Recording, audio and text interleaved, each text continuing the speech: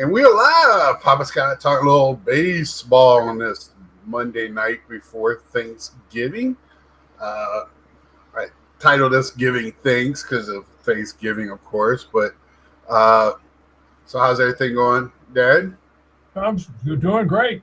Got my blood work back from, going to go to the doctor in a couple of weeks. 6 months blood work for us old folks, and everything came back great. So You sent me the message, and I'm telling everybody work. Not bad for an old guy. That's what you said. I was like, all right, as long as you're happy, I'm happy. So, everything's doing good. A busy time of the year. What's up, Hodges? Thank you for tuning in.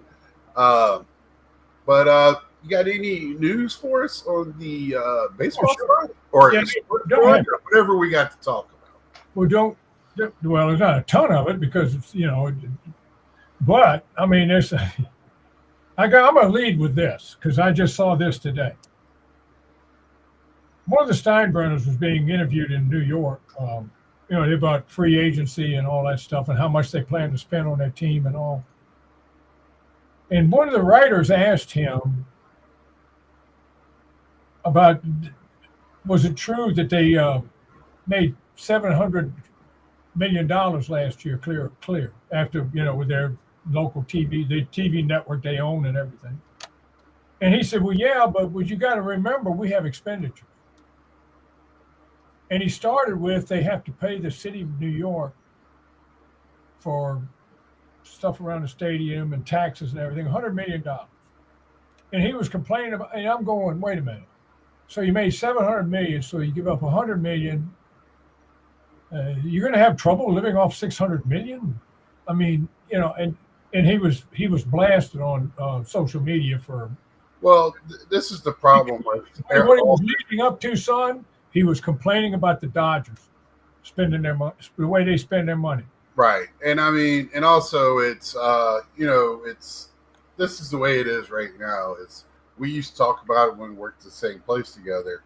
We work for $1 billion company. If we made 100, or if we made 68 million one year, we're supposed to make 72 the next year. And if we made 65 million and we still did like $30 million in money for the company, they were upset because we didn't hit the 72 million. Exactly. Yeah. It's never good enough where it used to be just turning a profit was they were happy. Well, and of course you want to make more money, but you don't have to make all the money. That's the way it is with rich people. Rich people they never have enough. That's why they need tax breaks. Right. They never have enough. They just never have enough. Yeah. Me, I live in my little house here and watch my games and do stuff. That's why we have to separate ourselves from the money side of it. If you want to enjoy sports, you have to kind of separate yourself from the money side, or you're just going to go crazy. You just drive yourself crazy. You don't watch. It's like your stepmother doesn't watch it as much as she used to because of the money. Well, I'm always like when I start hearing somebody complain about how tough it is or how hard it is, and I don't do this just sports. It's like actors or people in these not very tough jobs. I'll switch places with them for about 6 months if they want. Yeah. And I'll work out every day and have meals cooked for me, and Well, it took me 42 years in manufacturing to make the same amount of money that one of the Cheers actors made in one episode. Right. So if come on, you just got to put things in perspective. Right. I'm not complaining because working is honest job is an honest job, right? Our gene pool, there's a lot. You work. My father, my everybody. You work. Hey, what's up? Anyway, let's get back to baseball. Trent Grisham surprised everybody by taking the qualifying offer of $22 million from the Yankees. Was it really surprising? It was surprising to the Yankees because they didn't. Where else? He had a mediocre season. Where else is he going to make $22 million next year? Well, there were other teams that were going to bid for him on the open market. Yeah, 22 million guaranteed is kind of tough to walk away from. Well, see, last year I think one or two players took qualifying offers. Well, Trent Grisham took it for the Yankees. Um, But see, that's when you're the Yankees and you give that money, you want him to walk away. Then you get a supplemental pick in the draft. That's how it works. So him not walking away and taking it, it might have surprised them because they thought, oh, he's going to go to open market. But A, you're playing in New York, and B, I don't know if he's going to make 22 million. He didn't have a very good year. 22 million is 22 million. I mean, Right. 22 million in your pocket is better than going out in the open market and not knowing what you're going to get. Ask Right. Pete Alonso. Right. In Milwaukee, And that was about what Pete Alonso made last year. He made 28 million. yeah. Brandon Woodruff signed with Milwaukee, and he took the qualifying offer from Milwaukee, and Shota Imanaga, that's how you pronounce it, the left-handed pitcher from the Cubs, he took it, and so did Gleyber Torres, the second baseman for the Tigers. Right. The season, I think I said last week, I believe it's February 20th is when Pitchers, catchers. pitchers and catchers, and then and the season starts on March 25th. The New York Yankees will play the San Francisco Giants in a standalone game that day. Everybody else plays the next day. On the Are they 26th. playing out of the country or? They're playing, as far as I know, they're playing in San Francisco. Okay. They're going to be at the Yankees, going to be at San Francisco, and it's going to be on one of the streaming services. So I won't. That's right. I forgot that was good. And me and you talked about it last off season about going more and more to the streaming services, and we're going to keep an eye on that this off season again, because me and you both think it's starting to go that route more and more. Well, here again, there's a lot more money. You follow the money. Well, so the upfront money, WWE is finding this out. So WWE made a lot of money with Netflix up front, but they're getting killed at the shows and Netflix and getting the viewership. So once they get their money, what Netflix can worry about the viewership. It's not their Right. problem. right, but the thing is, it could hurt other contracts like we're talking about with baseball, football, basketball. So, Yep. Well, March 26th, the next day, NBC has gotten back into the baseball deal. They're going to shoot baseball. That's good to see. They'll have a primetime game on March 26th, Arizona at the Dodgers, and they're going to Now they have put their flags out. It's going to be their celebration for. and here's the thing with NBC, what we just talked about. They have a huge streaming service, Peacock, where they put TV shows. They're probably one of the top streaming services. It's not expensive. When WWE was on there, you could see everything WWE on there. But just keep an eye on that. They got Notre Dame, and they have the money. So that's something to watch. Yeah. We had a few trades too. The big one, of course, went down yesterday when Brandon Nemo of the Mets was traded to Texas for Marcus Semien, the second baseman. Yeah, I have a lot of thoughts on that. So, well, we'll talk about that a little bit. There's the other trade that probably not as this is a small little trade, but you'd be surprised. Marcel Dubois went to Atlanta, and from Houston, and Houston got Nick Allen in return from. So Dubois was a highly talented,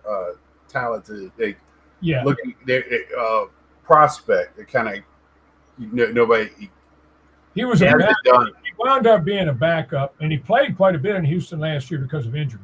Right. He came up in the Giants organization, so he probably played in Richmond, but got traded to Houston in the minor leagues, and then now he's up.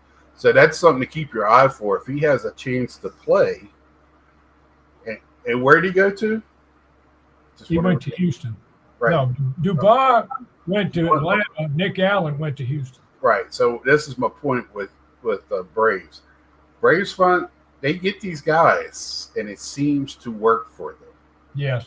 So I don't know how, but it just seems to work. And they had an all season last year because of injuries. That's something to keep an eye on. So, and they probably want to get a little younger because they got some age. They got the rookie of the year behind the plate. They're going to get younger at first because Olson's going to be gone. So, I think this is something to watch. That's interesting. I didn't know that trade happened. That's an interesting trade. That is. Well, Orioles, they traded starting pitcher Grayson Rodriguez, who didn't pitch last year because of injury. Another highly young man. He's healthy now, and the Orioles traded him to the Los Angeles Angels for outfielder Taylor Ward, who's a decent ball player. Right. So that's the Angels taking a shot on a pitcher, which they desperately need. And the Orioles needing some defense in the outfield. Yeah. Now and a little bit more veteran. Yeah. Here's ESPN, who was going to get out of baseball, not a back end. Go figure. They have the rights to the out-of-market games for all 30 teams this year. ESPN has purchased the rights for the out-of-market third. So I'm assuming then, I didn't know this either, but by just hearing this, because they have the NHL on their streaming platform. That's how I watch. I have ESPN on Hulu, so I get all the ESPNs. I get all the out-of-market hockey games. My Caps are not blacked out because I got Raleigh down the street. So if that's the case, there might not be an MLB streaming service anymore. It'll be ESPN. Well, I don't know how it's going to operate. That's all. I just saw a little. Well, that because out of market means they have the rights to show it on their services, just like they do NHL. It's the home field, the people. It's they're broadcasting it, but ESPN they'll probably. You remember the outfit that went out of business last year, and the 6 teams were left scrambling trying to find somebody to broadcast their games? Well, ESPN is going to do that also. They picked up those 6 teams. It's Cleveland, San Diego, Minnesota, the Diamondbacks, the Colorado Rockies, and Seattle. So ESPN is turning into a Masson just on a bigger stage, or something like that, huh? Apparently. I mean, well, it's because they grew huge, and they just can't get all the sports. Sports are so expensive now to show. You can't, like before, they had everything. Well, they can't have everything anymore. So,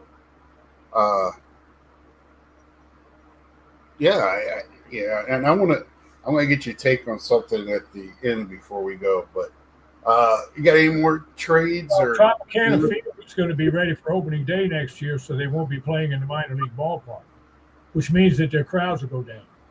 The original Tropicana Field or the new one? Okay. No, the original Tropicana Field will be repaired.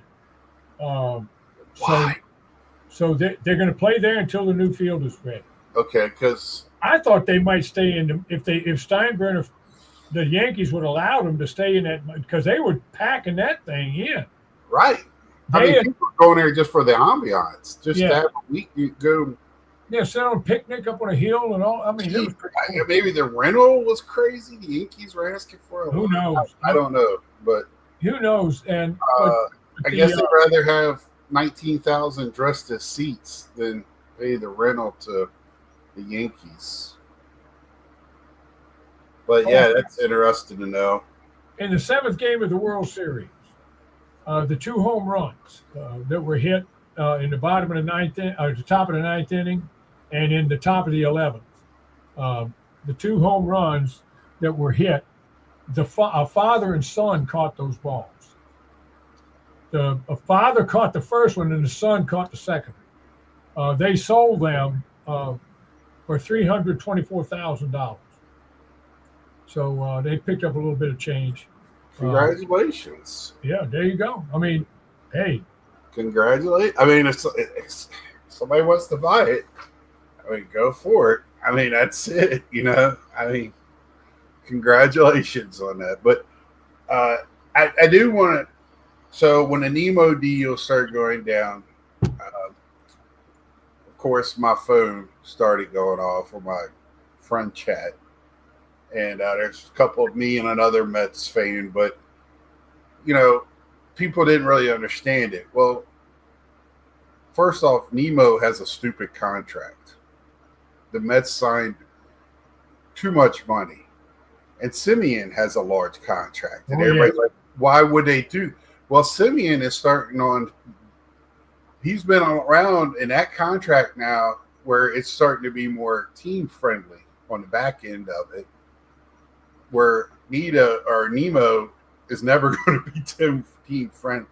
But they said on MLB today that the Semien contract was not as long as the Nemo contract, but Nemo was going to make less a year than Semien was. Yeah, but what you're getting for it is Semien won a Gold Glove. Right. He's also an all-star. I think he was either he wasn't the World Series because Seager was, but I think he was the playoff. He was the playoff that they have before the World Series. Yeah, for the minute player in that the year they won the World Series. Right.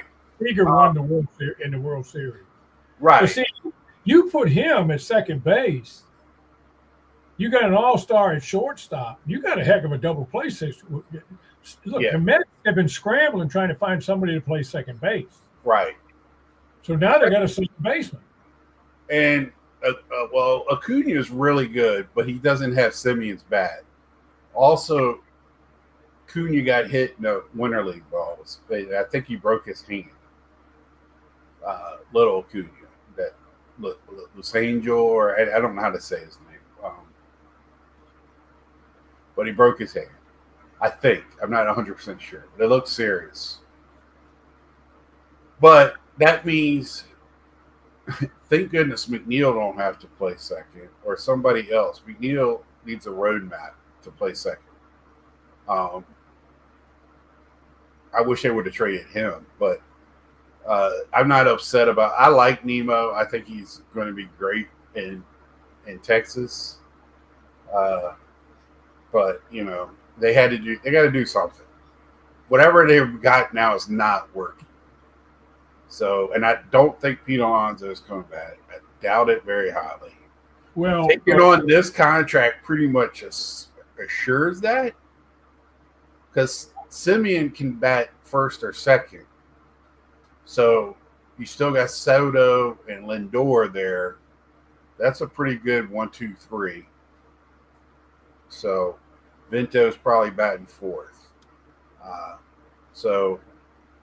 And then they got a couple of good minor leaguers that are very highly thought of for outfield.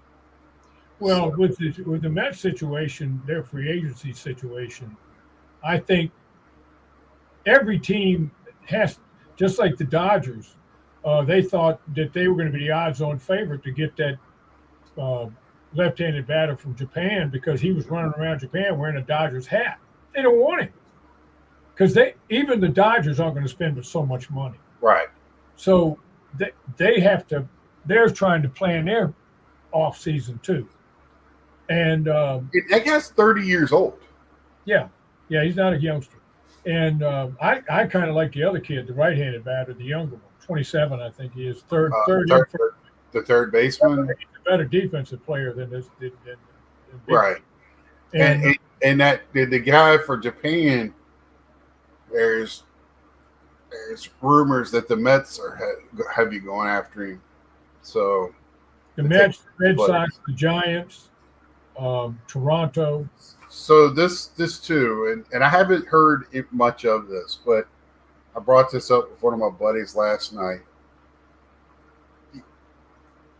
to me, if I'm a free agent this year, I'm a little worried because you don't know what's going to happen in 2027. So to sign a deal that's longer than 1 year is a little unsettling right now. You don't know what the teams are willing to do. And I'm bringing this up because these players from Japan, they're not going to come over for, they want at least a 4, 5, 6 year deal. I don't know what the plans are. Right? Now, this is another thing I heard on MLB. It was Friday morning, I believe. And that was they were talking about the situation with if they go to a lockout or a strike or something like that. Any contract for the amount of time that the player is out is void. They are not paid. But it will pick up when they come back. Right. Yeah, I just I don't know how that works. And also that's all negotiated in the deals. So it's going to be interesting to see that. It's sad. If the owners decide not to ask for a hard salary cap, there's not a problem. But I think it's inevitable. I think they have to. And as a fan, I'm willing to see a little bit of a stoppage, as much as I don't want it to be, for it just to be equal across the board. And I think it's nonsense. And I think they got to do something about minor league play. There's a great YouTube videos on this guy that plays in AA, talking about 4 or 5 guys living in a 2-bedroom apartment. One guy has a bed in the kitchen on the floor.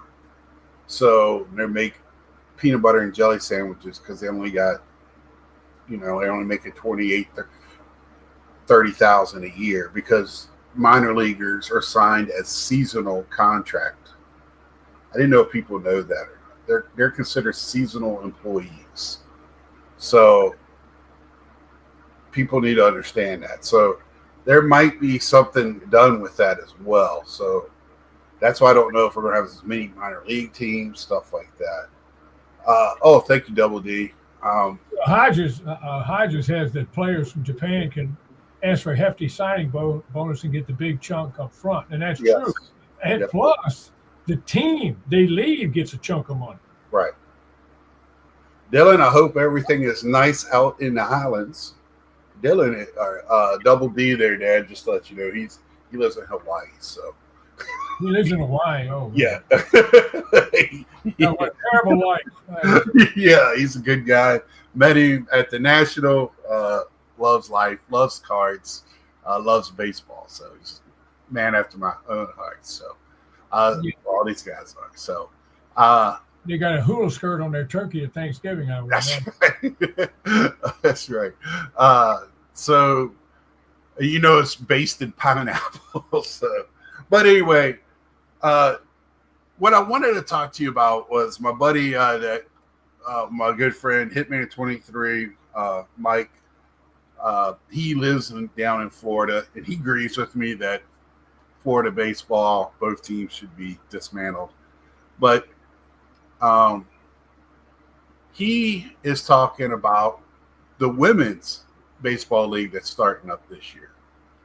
And he's looking forward to it as well. I'm looking to see how it works, how they play. I want to see how. I enjoyed the women's softball league they started. I watched. I wish they would have. I think they're splitting up, where the softball league was gaining traction. Now I feel like they're taking away from. This is my personal thought that this might take away from that a little bit. Yeah, because instead of having money in 2 leagues, why don't you put that money in 1 league, right? And really push that league. I don't know how, because like I said, this baseball league, it's going to look like 1900 baseball. It's going to be a lot of small ball, and I don't know how exciting today's fans are going to be about that. And I could be very wrong.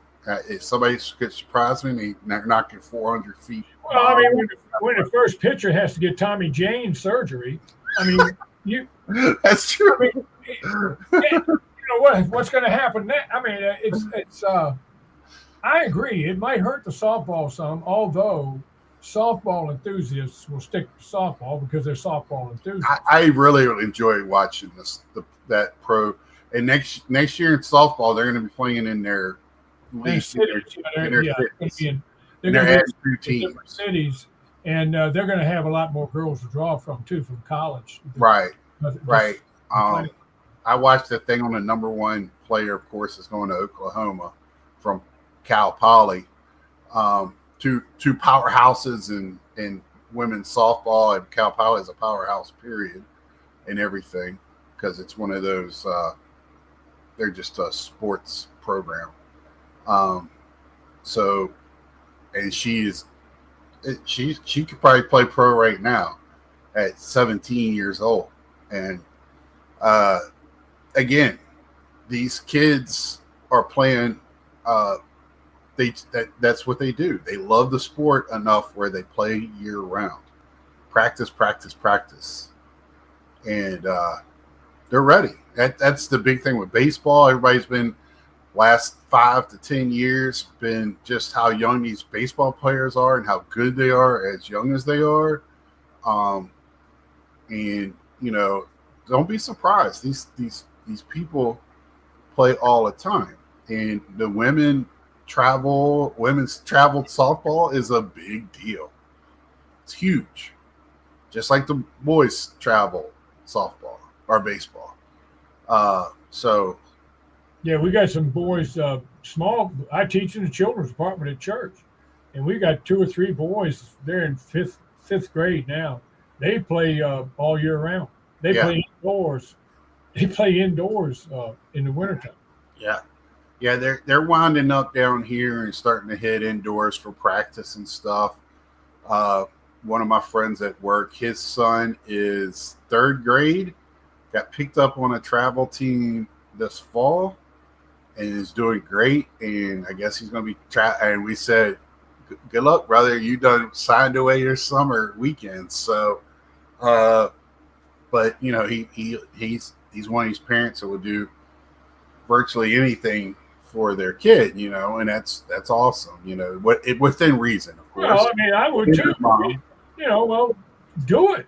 Yeah. Do as much as you can, because if the kids get to the major leagues, you might get a new house out of the deal. Right. And his son is athletic. I've seen videos and stuff, and he has got potential, and you don't know how the growing, how you don't know. Everybody's got a floor and everybody's got a ceiling. Exactly. You don't know where the ceiling is on any child.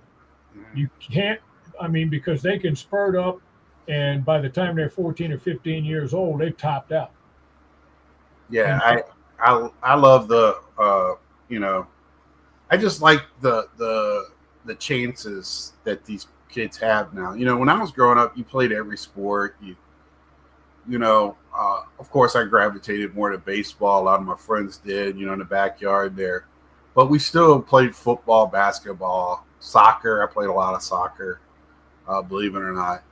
But I was actually pretty decent at soccer, as a basketball too. But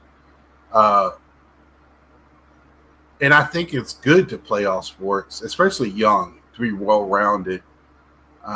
But, these kids, they have the opportunities to just practice and have, the coaching and the leadership and just the teachers,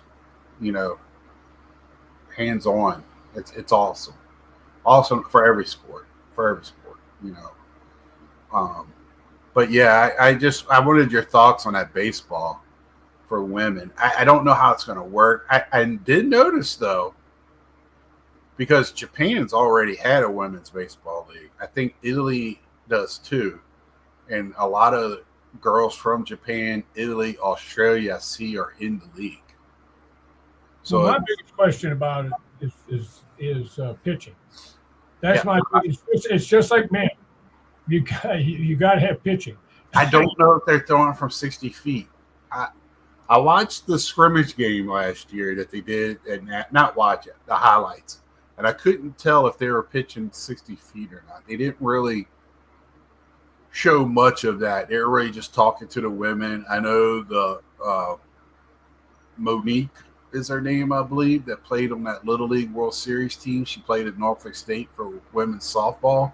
Yes. She's like a pre-med student right now or whatever. I know she's playing in it. That's one of the big names that they're really pushing. So, I just like everything. I hope there is an audience for it, and I'm just interested to see what it's like. I know already they play a women's baseball classic and they play a women's World Cup baseball. So it's already women's baseball out there, but not like this. So at least in the United States. So it's interesting. It's going to be interesting. I'm like you. Pitching is going to be, I think pitching, and just like I said, most people watch baseball. As much as we sit here and talk about it, there's too many home runs, blah, blah, blah. But the home runs is what's exciting about the game. I know, Dad, you love the bunts and all that, but that's not, nobody wants to see 7 bunts in a game. So, and I think that's what we're going to do. Yeah, I think a majority, though, don't. And I know. No, they don't. They don't. I mean, yeah. I mean, if the bunt is like anything else is a strategic tool to use and if you use it properly, it can be very strategic. The problem in baseball now is nobody bunts, so they don't know how to bunt. They don't even teach you how to bunt. They don't teach people how to bunt anymore because they want everybody swinging from their heels, and that's fine. I think also Toronto's changing the game, guys. Back, we're gonna go old school 80s, 90s, but I also think it with this women's softball or baseball, it's going to be almost like high school baseball about don't give away outs. Like what team can cut down on the errors and actually make the plays. That's going to be what's interesting to me. Is like the athleticism in the field. So it's going to be interesting, to watch. I think, ESPN has the women's softball this year. I don't know if anybody is doing the baseball. It might be a YouTube thing. I don't know, but it was brought up to me last night by a friend, and he's very eager to watch. And baseball is baseball. I told him, I was like, if I see 4 kids playing in a lot, I'll stop for a few minutes to watch. Yeah. I just like to watch baseball. It's just, that's what it is for me. And that's what I'm thankful for is this week, when it comes to sports, I'm thankful for a lot of things, but, baseball has been a huge part of my life, and it taught me a lot. And that's why I think it's great. It really taught me to be humble, humility, be a good teammate, and how to lose gracefully and also win gracefully. And that's the big thing. And I think that's lost in a lot of things when people don't understand sports and the good things that it does. It's not just playing a game. It does build character. So, I mean, and I was lucky enough to have some great coaches, including the guy that's with me today. So, I that's why I wanted to put thankful, because I'm really, really happy for the sport. And also I'm thankful that my Cowboys won our Super Bowl by beating the Eagles yesterday. And I was very happy. So one of my friends also wanted me to ask you your thoughts before we leave today on how the football season is going this year overall. Well, the one thing all professional leagues, well, college leagues and high school leagues too, there's a lot of bad teams. And the National Football League has become so quarterback centric that if you don't have a halfway decent quarterback, you have no shot. You can't win. You can have a great defense, but if your quarterback's not pretty good, you're not going to win. I don't care how good your defense is. So you have got to have a top flight defense, a quarterback. So a lot of teams are just unwatchable. I mean, you just sit there and I was trying to watch Minnesota yesterday with the kid from Michigan, and I'm going, just turn around and hand off, son. You don't know how to pass. And they ought to go to the triple option. I mean, that's what the single wing. I mean, it's wishbones. Do something. The kid can't throw. And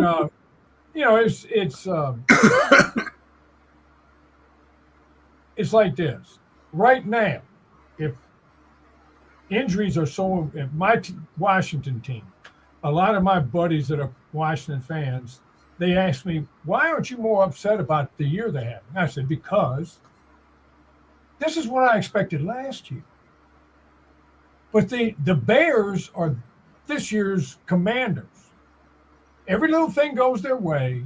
Every little bounce goes their way. Everything happens just their way right at the end of the game, and they win. The Nationals won. I mean, the Commanders won several games last year they shouldn't have won. Right. So this year, with the injuries and everything, they're playing to their talent level. Their defense is old and slow, and they're playing to their talent level. It's going to take them 2 or 3 more years to really get in a couple of 2 or 3 more good drafts to get that team where they want it. I will say this. If that old guy, 37-year-old quarterback, stays healthy in L.A., it's going to take a heck of a team to beat them. They're the favorite, my favorite in the NFC. And in the AFC, I'm going with the Chiefs. Until somebody cuts their head off, they're still the snake. And just like they did yesterday, they figure out a way to win. Buffalo's horrible. They got one player, and he's the quarterback. If he doesn't score 3 touchdowns in a game, they lose, which is ridiculous. And Baltimore, they're a shell of the team that they used to be.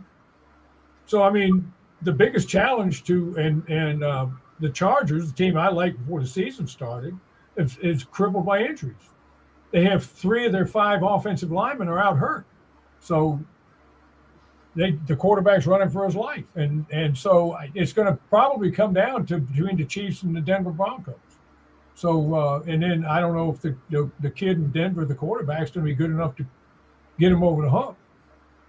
So, I mean, it's interesting, but it's fun to watch. They had all those overtime games and everything yesterday, but there's so many bad teams in the league. There's about 6 or 7 of them you just don't want to watch because they're kind of unwatchable. But, I was glad to see the Cowboys beat the Eagles because I just don't want the Eagles to go back to Super Bowl. I mean, our children's pastor, I work with him all the time, and he's a big Eagles fan and all that.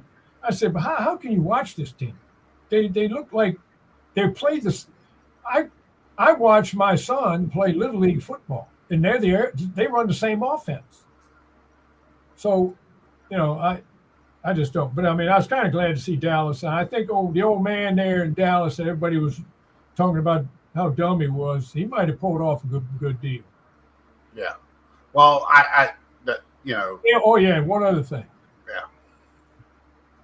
The most overrated player in the National Football League is the quarterback in Green Bay. Love played one real good game in his life, and it was against Dallas in the playoffs. And he'll have 2 or 3 nice throws, and then it's just horrible. Right. So I just don't see it. He just disappoints me no more. I have quite a few friends that are Green Bay fans. That was my dad saying that. Hey, take it to the bank. If I said it, I don't like Green Bay. I don't like Green Bay. Well, I didn't say I didn't like Green Bay. Right. I'm saying I don't like Green Bay. I mean, watching this kid is exasperating. Who are you throwing to? Right. Well, I just wanted to throw that in there. It's a little swerve this week. The Rams and Kansas City might be in the Super Bowl, and who knows? Denver might beat them again. Who knows? Yeah. So Well, I'm going to leave y'all with that. We got anything to end the show with today, Dad? Or Well, Yogi was managing in 1974, and the players, he wanted them to pay attention. They were just chatting in the dugout, weren't watching the game, and he wanted them to watch the game. And he turned around and hollered at him and told him, "You can observe a lot by watching." Yep. So there you have it. Your Yogiism for the day from Pop. This weekend, a lot of good college football, a lot of football, period. I think basketball. Ohio State's up here, everybody else is down here. Yeah, but that's minor league football. But still, UVA, Virginia Tech. Go Hoos. Until next time, see ya.